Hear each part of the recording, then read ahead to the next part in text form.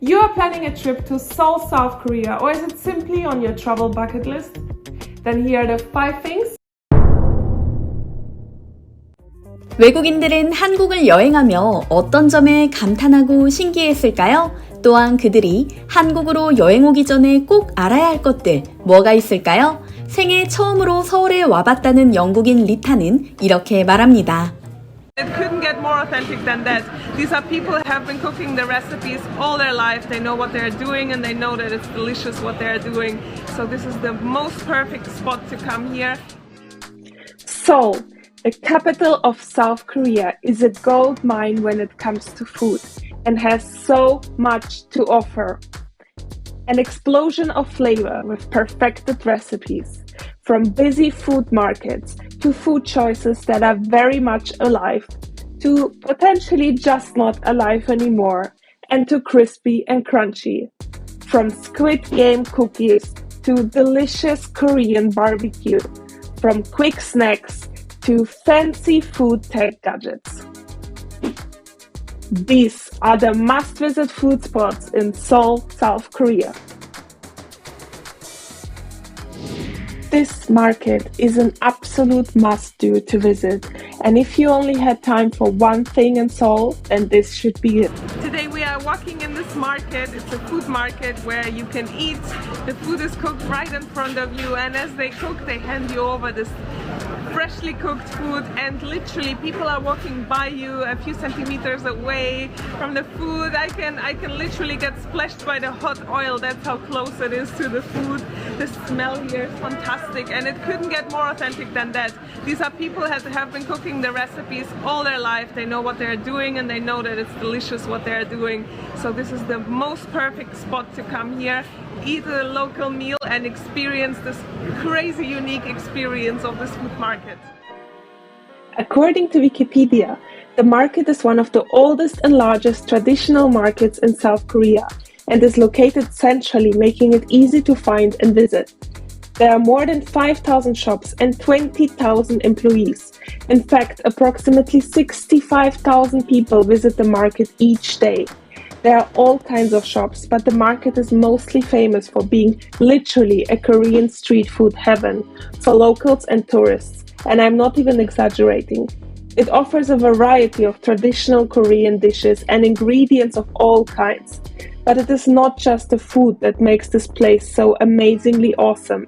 It is the whole atmosphere and busyness of it as well. There's a massive queue here for this liver and blood sausage. Looks really good, steaming hot. What I've noticed is that many sellers put up a poster like these ones on their display, showing that they have been on some kind of TV show or YouTube channel or whatever, hoping that it will bring over some traffic to their store. In fact, some stalls have been featured on Netflix, which now leads to big queues to try the food. The show in which the market is featured is called Street Food Asia, and the episode on Seoul follows some stories of people who run food businesses on this market. This woman right here has been a star in the show, and her story is beyond touching. I spent 10 minutes just watching her doing her magic and thriving with customers. Another story path in the Netflix show follows a woman as she talks us through her career of making her mung bean pancakes business successful. These pancakes are a classic holiday dish, but are also highly popular as a street food. This is what a pancake is made of.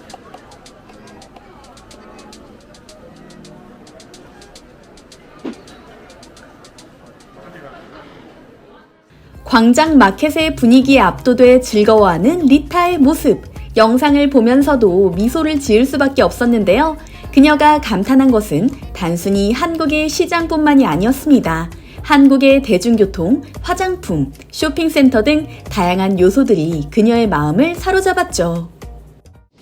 Renting a traditional outfit and taking beautiful pictures of it. If you're after a unique picture opportunity in Seoul, then you might want to consider renting a hanbok, a traditional outfit in Seoul.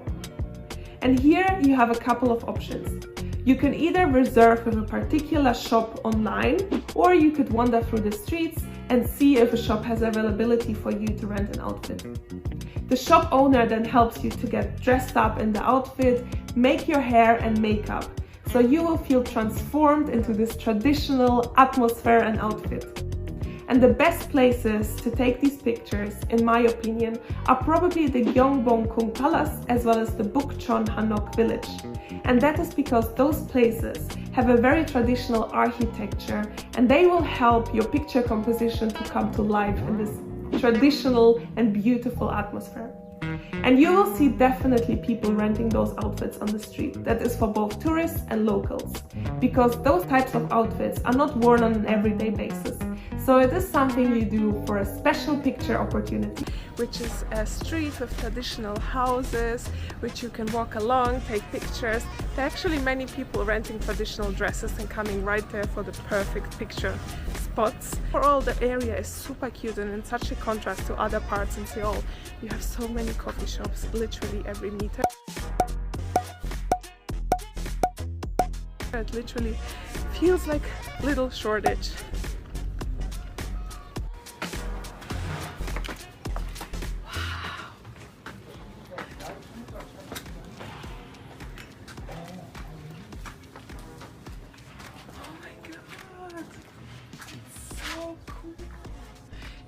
You're in the middle of a local village 300 years ago. Look at the buildings, look at the architecture, it's amazing.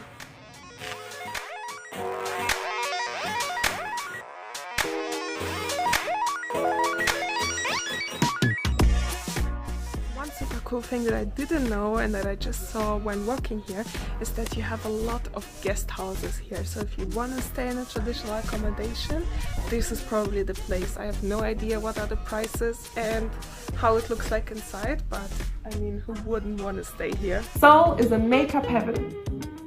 Now we know that Korean beauty is no joke, but so are their cosmetic products. Koreans pride themselves with using mostly natural ingredients and taking really good care of their skin. But even if you are after day-to-day products, Seoul is probably one of the best places for you to go and find them. I, for example, found some really high-quality eyeshadows and lip products that I love, and I wish I would have bought some more of them.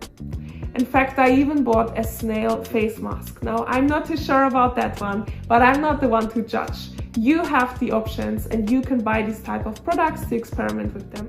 How in depth do you want to go in learning about Seoul and what it is, about the culture and the sites that it has, and you might want to take more day trips.